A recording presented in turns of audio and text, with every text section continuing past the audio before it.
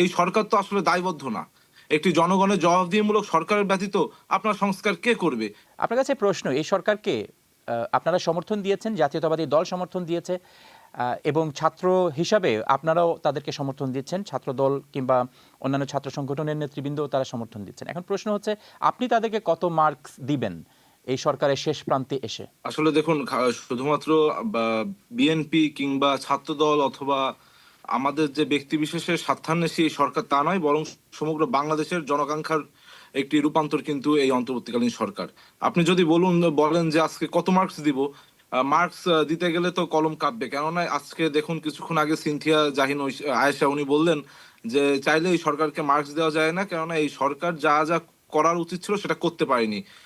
সরকার সেটি করবে কি করে? সরকারের করা উচিত ছিল একটি নির্বাচন। এই সরকার তো আসলে দায়বদ্ধ না। একটি জনগণের জবাবদিহিমূলক সরকারের ব্যতীত আপনার সংস্কার কে করবে?